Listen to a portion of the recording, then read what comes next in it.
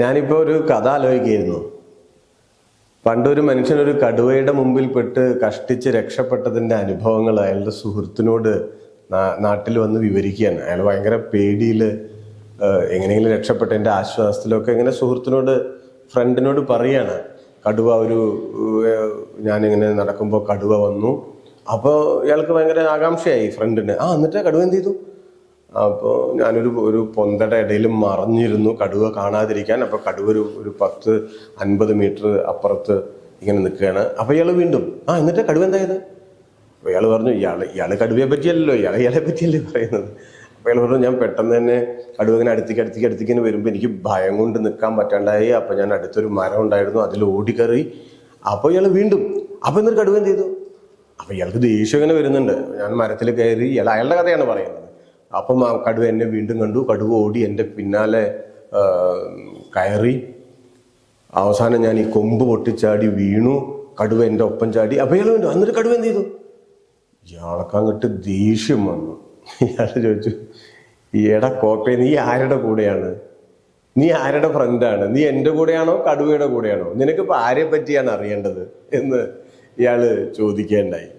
ഏറെക്കുറെ ഈ കഥയാണ് ഓർമ്മ വന്നത് എനിക്ക്. ഇന്നലെ നമ്മുടെ വിദേശകാര്യ മന്ത്രി എസ് ജയശങ്കറിൻ്റെ അമേരിക്കയെ പറ്റിയുള്ള, അവിടെ നിന്ന് ഇന്ത്യയിലേക്ക് അപമാനിച്ച് പറഞ്ഞയച്ച നമ്മുടെ പൗരന്മാരെ പറ്റിയുള്ള അദ്ദേഹത്തിൻ്റെ പ്രസ്താവന കേട്ടപ്പോൾ, നിങ്ങൾ സോഷ്യൽ മീഡിയ ഒക്കെ കണ്ടാൽ നോക്കൂ, നാട്ടിലെ സംഘപരിവാരുകാരിങ്ങനെ കിടന്ന് മെഴുകുകയാണ്. അവർ പറയുന്നു, അമേരിക്കയിലെ നിയമമാണ്, വെടിവെച്ച് കൊന്നില്ലല്ലോ, അവിടെ ജയിലിൽ അടച്ചില്ലല്ലോ, ഇങ്ങനെയൊക്കെ തന്നെയല്ലേ ചെയ്യുക, അതിലിപ്പോൾ എന്താണ് ഒരു തെറ്റ്? അനധികൃത കുടിയേറ്റം തെറ്റല്ലേ? എൻ്റെ പൊന്നു ചങ്ങാതിമാരെ, അനധികൃത കുടിയേറ്റത്തെ ആര് ന്യായീകരിക്കുന്നു? അതെല്ലാം വേറെ രാഷ്ട്രീയ വിഷയങ്ങളാണ്. അതിൻ്റെ ശരിതെറ്റുകളിലേക്ക് ഇപ്പോൾ നമ്മൾ പോകണ്ട. ശരി, കുടിയേറ്റക്കാരെ ഒഴിവാക്കട്ടെ, പറഞ്ഞുവിടട്ടെ. വളരെ സിമ്പിളാണ് ചോദ്യം. ചന്തയിലേക്ക് കന്നുകാലികളെ കൊണ്ടുപോകുന്നതിനേക്കാൾ മൃഗീയമായി ഒരു രാജ്യത്തെ പൗരന്മാരെ മറ്റൊരു രാജ്യം ട്രീറ്റ് ചെയ്യുമ്പോൾ ഈ പൗരന്മാരുടെ രാജ്യത്തിലെ ഭരണാധികാരികളും ജനങ്ങളും ആരുടെ കൂടെ നിൽക്കണം? ഇത്രയേ ഉള്ളൂ. നിങ്ങൾ വല്ലാതെ കിടന്ന് മെഴുകണ്ട. നിങ്ങൾ ആലോചിച്ച് നോക്കൂ, അമേരിക്കയിൽ നിന്ന് അനധികൃത കുടിയേറ്റക്കാരെ ഇതിനു മുൻപേയും കയറ്റി അയച്ചിട്ടുണ്ട്, ഇന്ത്യയിലേക്ക് വന്നിട്ടുണ്ട്. ബൈഡന്റെ കാലത്തുണ്ട്, ഒബാമയുടെ കാലത്തുണ്ട്, അദ്ദേഹത്തിന്റെ കാലത്താണ് കൂടുതൽ. പക്ഷെ നമ്മൾ ആരെങ്കിലും അറിഞ്ഞിട്ടുണ്ടോ? ഈ മട്ടിലാണോ കൊണ്ടുവന്ന് വിട്ടിട്ടുള്ളത്? പല വാർത്താ ഏജൻസികളും വിദഗ്ധരും പറയുന്നത് ഈ സൈനിക വിമാനത്തിൽ കൊണ്ടുവരുന്നതിന്റെ എത്രയോ ചെലവ് കുറവാണ്. സാധാരണ ഒരു വിമാനത്തിൽ സാധാരണക്കാരെ പോലെ അവരെ ഇങ്ങോട്ട് കൊണ്ടുവന്നാൽ കുടിയേറ്റം നടത്തിയെന്നല്ലേ ഉള്ളൂ. ഓക്കെ, അത് അനധികൃതമാണ്, ആയിക്കൊള്ളട്ടെ, അവർ പുറന്തള്ളിക്കൊള്ളൂ, അത് അവരുടെ കാര്യം, അത് അമേരിക്കയുടെ നയമാണ്, അവർക്കത് ചെയ്യാം. പക്ഷെ ഇങ്ങനെ കൈകാലുകളിൽ വിലങ്ങ് വെച്ച് മുഖം മൂടി ഭക്ഷണം കഴിക്കാൻ പോലും സൗകര്യമില്ലാതെ, ടോയ്ലറ്റിൽ പോകാൻ പറ്റാതെ ഒരു മനുഷ്യരെ ഇങ്ങനെ കൈകാര്യം ചെയ്യേണ്ടെന്ന ഒരു സാഹചര്യം എന്താണ് അമേരിക്കയ്ക്ക്? അങ്ങനെ കൈകാര്യം ചെയ്താൽ എങ്ങനെയാണ് ഒരു രാജ്യം പ്രതികരിക്കേണ്ടത്? അവരുടെ പൗരന്മാർ ഈ വിധം അപമാനിക്കപ്പെട്ടാൽ? നിങ്ങൾ നോക്കൂ, കൊളംബിയയുടെ പ്രസിഡന്റ് ഗുസ്താവോ പെട്രോ, അദ്ദേഹം പറഞ്ഞല്ലോ, നിങ്ങൾ കയറ്റി അയച്ചോളൂ, കയറ്റി അയക്കരുത് എന്നല്ല പറയുന്നത്, ഞങ്ങൾ സഹകരിക്കാം. പക്ഷെ ഇമ്മട്ടിൽ നടക്കില്ല. മെക്സിക്കോ പറഞ്ഞല്ലോ, അവര് സൈനിക വിമാനത്തെ ഇറക്കാൻ സമ്മതിച്ചില്ല ഈ രണ്ട് രാജ്യങ്ങൾ. എന്തൊരു അപമാനമാണ് നമ്മുടെ രാജ്യത്തിന്. ഇവിടെ പ്രധാനമന്ത്രി പറയുന്നത് മൈ ഫ്രണ്ട് എന്നാണ്. നേരത്തെ പറഞ്ഞ അതേ ഫ്രണ്ടാണ് കേട്ടോ. ഈ നാട്ടിലെ ജനങ്ങളുടെ കൂടെയല്ല. ഇവർ എല്ലാ കാലത്തും സാമ്രാജ്യത്വത്തിന്റെ മൂട് താങ്ങികളാണ്. വെറുതെ ഒന്ന് സങ്കല്പിച്ചു നോക്കൂ, ഇത്തരം ഒരു അനുഭവം ഏതെങ്കിലും ഒരു ഗൾഫ് രാജ്യത്തിൽ നിന്നാണ് ഉണ്ടായത് എന്നിരിക്കട്ടെ, എന്തെല്ലാം വ്യാഖ്യാനങ്ങൾ വന്നു കാണും. ഖുറാനെ വരെ പിടിക്കും. ഇത് ഖുറാനിൽ പറഞ്ഞിട്ടുണ്ട്, ഈ വക ആളുകളെ ഇങ്ങനെയാണ് കൈകാര്യം ചെയ്യേണ്ടത് എന്ന് അന്ന് തൊട്ടേ ഉണ്ട് എന്ന മട്ടിൽ പ്രചരണം വരില്ലേ? രവിചന്ദ്രൻ സി തുടങ്ങിയ ആൾക്കാർ അവര് തൊട്ടു വരും അല്ലെ? അല്ലെങ്കിൽ ചൈനയിൽ നിന്നാണ് എന്ന് വിചാരിക്കുക. ഇങ്ങനെയൊന്നും വേണ്ട. എന്തെങ്കിലും തരത്തിലുള്ള ഒരു ചെറിയ അപമാനം ഉണ്ടായാൽ എന്തായിരിക്കും ഇവിടെ പ്രതികരണം? എന്തെങ്കിലും ഒരു പ്രശ്നം നമ്മുടെ മാധ്യമങ്ങൾക്കുണ്ടോ? അവർ റിപ്പോർട്ട് ചെയ്യുന്നൊക്കെ ഉണ്ട്, ഇല്ല എന്നല്ല. പക്ഷേ നാട്ടിലൊരു ചൊല്ലില്ലേ, പിള്ള ചവിട്ടിയാൽ തള്ളയ്ക്ക് നോവില്ല എന്ന് പറയും. എന്ന് വെച്ചാൽ ഒരു ചെറിയ കുഞ്ഞ് ചവിട്ടിയാല് ആ കുഞ്ഞിന്റെ അമ്മയ്ക്ക് വേദനിക്കില്ലല്ലോ. ചവിട്ടി, പക്ഷെ അമ്മയ്ക്ക് വേദനിക്കില്ല. കാരണം എന്താ? അത് പിള്ള ചവിട്ടാണ്. ആ മട്ടിലാണ് മാധ്യമങ്ങൾ ഇങ്ങനെ തൊട്ട് തലോടി ഇതാ ഇങ്ങനെയൊക്കെ ഉണ്ട്, പക്ഷെ നിങ്ങൾക്ക് രോഷമൊന്നും തോന്നരുതേ എന്ന മട്ടിൽ. ആരോട് രോഷം? മോദിയോട് രോഷം തോന്നരുത്, സംഘപരിവാറിനോട് തോന്നരുത്. ഇതെല്ലാം അമേരിക്കയിലെ നിയമമാണ്, സ്വാഭാവികമാണ് എന്നൊരു വഷളൻ മന്ത്രി പാർലമെന്റിൽ പറയാണ്. അത് റിപ്പോർട്ട് ചെയ്യുന്നുണ്ട്. പക്ഷെ അയാളോട് രോഷം തോന്നാത്ത വിധത്തിൽ സോഫിസ്റ്റിക്കേറ്റഡ് ആയിട്ടാണ്. അങ്ങനെയാണ്. 18,000 ആളുകളാണ് അനധികൃത കുടിയേറ്റക്കാർ. ഇത് വേറൊരു കാര്യം കൂടിയുണ്ട് കേട്ടോ. ഒരു കാര്യം വരുമ്പോഴാണ് പലതും പുറത്ത് ചാടുക. ഇപ്പൊ 104 105 ആൾക്കാരാണ് വന്നത്. ഇവിടെ കേരളത്തിലൊരു വലിയ ചർച്ച എന്താ? ഈ മാധ്യമങ്ങളും ഈ വലതുപക്ഷ ദുരന്തരന്മാരും ഒക്കെ ചേർന്ന് ഉണ്ടാക്കുന്നത്. ആളുകൾ ഇങ്ങനെ കേരളം വിട്ടു പോകുകയാണ്, വിദ്യാർത്ഥികൾ പോകുകയാണ്, ചെറുപ്പക്കാർ പോകുകയാണ്. ഈ 104 മലയാളി ഉണ്ടോ? ആരാ കൂടുതൽ? എവിടെ നിന്നാണ് പോകുന്നത്? ഇനി 18,000 ആരായിരിക്കും കൂടുതൽ? സ്വാഭാവികമായും മലയാളികളാണോ? അല്ല, സ്വാഭാവികമായും ഗുജറാത്തികളാണ് അധികം. പിന്നെ പഞ്ചാബിൽ നിന്നും മറ്റ് സ്റ്റേറ്റുകളിൽ നിന്നും ഒക്കെയുള്ളവരാണ്.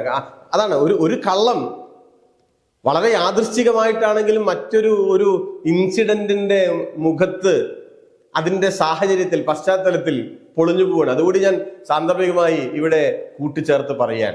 യഥാർത്ഥത്തിൽ എന്തിനാണ് അമേരിക്ക ഇങ്ങനെ പെരുമാറുന്നത്, ട്രംപ് ഇങ്ങനെ പെരുമാറുന്നത്? ഞാൻ പറഞ്ഞല്ലോ, നേരത്തെയും ഇത് ഉണ്ടായിട്ടുണ്ട്. ഏറ്റവും കൂടുതൽ അനധികൃത കുടിയേറ്റക്കാരെ ഒഴിവാക്കിയത് ഒബാമയാണ്, അദ്ദേഹത്തിന്റെ കാലത്താണ്. പക്ഷെ ഇങ്ങനെ ചെയ്തിട്ടില്ല. ഇതിനൊരു കാരണമുണ്ട്. ഒന്ന്, ഡൊണാൾഡ് ട്രംപ് അധികാരത്തിൽ വന്നത് തന്നെ അമേരിക്കയുടെ സമീപ രാജ്യങ്ങളിൽ നിന്നുള്ള അനധികൃത കുടിയേറ്റക്കാരെ അത് ചെയ്യും ഇത് ചെയ്യും എന്നൊക്കെ പറഞ്ഞ് അതിന്റെ ഒരു കപടമായ ദേശീയ ബോധം ഉണ്ടാക്കി. ഇവിടെ മോദിയൊക്കെ ചെയ്തതുപോലെ തന്നെ അതിന്റെ ഒരു കൗണ്ടർ പാർട്ടാണല്ലോ അദ്ദേഹം. അങ്ങനെയാണ് ജയിച്ചു വന്നത്.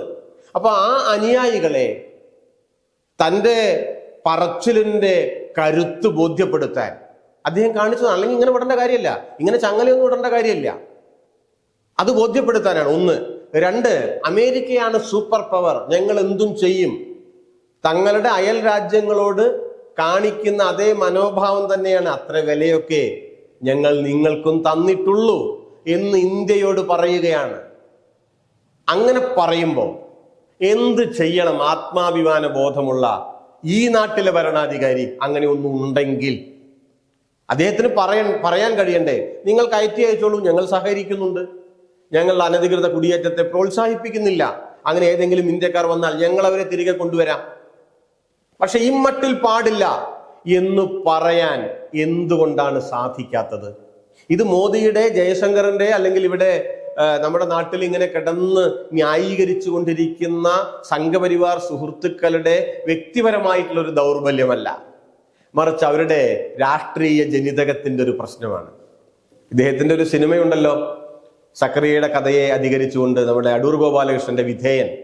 ഭാസ്കര പട്ടേലരും എൻ്റെ ജീവിതവും എന്ന സക്കറിയയുടെ വളരെ പ്രസിദ്ധമായിട്ടുള്ള കഥയാണ്. നിങ്ങൾ അത് കണ്ടിട്ടും ഉണ്ടാവും, വായിച്ചിട്ടും ഉണ്ടാവും എന്ന് ഞാൻ വിചാരിക്കുക.